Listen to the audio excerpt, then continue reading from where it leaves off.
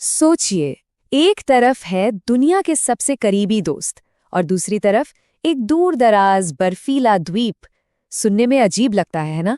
पर कैसे एक छोटा सा विवाद नेटो जैसे मजबूत गठबंधन की नींव तक हिला सकता है?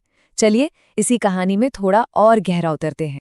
ये वो देश हैं जो दशकों से एक दूसरे के साथ कंधे से कंधा मिलाकर खड़े रहे हैं, अमेरिका और यूरोप। लेकिन आज हालात ऐसे हैं कि ये आमने सामने आ गए हैं। सवाल यह है कि आखिर दुनिया के सबसे करीबी सहयोगी इस टकराव की स्थिति में पहुंचे कैसे? ये बात वाकई में सोचने वाली है। तो इस पूरे मसले को ठीक से समझने के लिए हम इसे कुछ हिस्सों में देखेंगे। पहले तो ये जानेंगे कि ये गठबंधन इस नाजुक मोड़ पर आया कैसे, फिर टैरिफ की पूरी कहानी क्या है, ग्रीनलैंड का ये मामला इतना अहम क्यों हो गया, यूरोप ने इसका जवाब कैसे दिया, और हाँ, सबसे जरूरी बात, दांव पर क्या लगा है और इस गठबंधन का भविष्य क्या हो सकता है। तो चलिए, कहानी की शुरुआत होती है एक ऐसे कदम से जिसने सबको चौंका दिया। अमेरिका ने अपने ही साथियों, अपने नेटो पार्टनर्स पर आर्थिक पाबंदियों की धमकी दे डाली। और ये धमकी किसी दुश्मन देश के लिए नहीं थी, नहीं, ये थी नेटो की सबसे मजबूत स्तंभों के लिए। सोचिए, फ्रांस, जर्मनी, यूनाइटेड किंगडम जैसे देश। अमेरिका ने ऐलान कर दिया कि 1 फरवरी से इन पर 10% टैरिफ लगाया जाएगा। लिस्ट में और भी नाम थे, डेनमार्क, नॉर्वे, स्वीडन, और चेतावनी साफ थी, अगर मामला नहीं सुलझा तो जून तक ये टैरिफ बढ़कर 25% तक भी हो सकता है। जाहिर है, सबसे बड़ा सवाल यही उठता है कि आखिर ये नौबत आई ही क्यों? तो अब आते हैं इसके बैकग्राउंड पर, यानी टैरिफ की पूरी कहानी पर। यह समझना जरूरी है कि कैसे पुरानी कुछ घटनाओं ने आज के इस बड़े संकट की जमीन तैयार की। देखिए, ज्यादा पुरानी बात नहीं है जब अमेरिका ने रूस के साथ ट्रेड करने के लिए चीन और भारत जैसे देशों पर टैरिफ लगाए थे, तो उस वक्त कई बड़े यूरोपीय देश खुलकर अमेरिका के समर्थन में थे। और उस वक्त यूरोप का तर्क ये था कि रूस के साथ व्यापार यूक्रेन में संघर्ष को हवा दे रहा है, तो अमेरिकी टैरिफ सही हैं। बस यहीं से एक मिसाल बन गई कि अपने जियोपॉलिटिकल मकसद हासिल करने के लिए आर्थिक दबाव का इस्तेमाल ठीक है। और आयरनी देखिए, आज वही हथियार खुद यूरोप के खिलाफ इस्तेमाल हो रहा है। अब आते हैं इस कहानी के केंद्र में, यानी ग्रीनलैंड। ये पूरा का पूरा विवाद आर्कटिक के इसी दूर दराज द्वीप को लेकर है, जो अचानक एक जियोपॉलिटिकल हॉटस्पॉट बन गया है। वैसे अमेरिका की नज़र ग्रीनलैंड पर कोई नई नहीं है, करीब 150 साल पुरानी है। इसे हमेशा से एक ज़रूरी स्ट्रेटेजिक एसेट के तौर पर देखा गया। लेकिन हाल की कुछ घटनाओं ने इस पुरानी दिलचस्पी को एक बड़े ग्लोबल हेडलाइन में बदल दिया। और देखिए, बड़े देशों की इस शतरंज की बिसात पर ग्रीनलैंड के जो लोग हैं, जिनकी आबादी सिर्फ 57,000 है, उनके लिए ये कोई जियोपॉलिटिकल गेम नहीं है। नहीं, ये उनके घर, उनकी जमीन, उनके भविष्य का सवाल है। और उन्होंने अपनी बात बहुत साफ-साफ और जोरदार तरीके से रखी।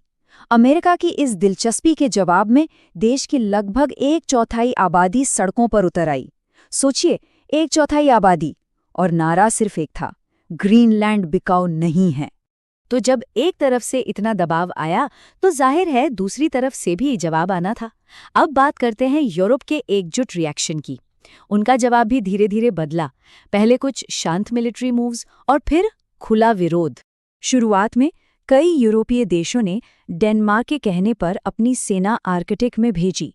कागजों पर इसे रिहर्सल एक्सरसाइज का नाम दिया गया, लेकिन अमेरिकी प्रशासन ने इसे किसी रूस या चीन के खिलाफ अभ्यास के तौर पर नहीं देखा। उन्होंने इसे अपने हितों के लिए एक सीधी चुनौती माना। और जैसे ही टैरिफ की धमकी आई, यूरोप का रिएक्शन बिल्कुल खुलकर सामने आ गया।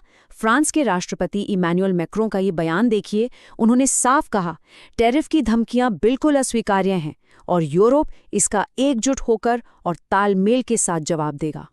ये जो विरोधाभास है वो देखने लायक है। कितना बड़ा बदलाव है ना?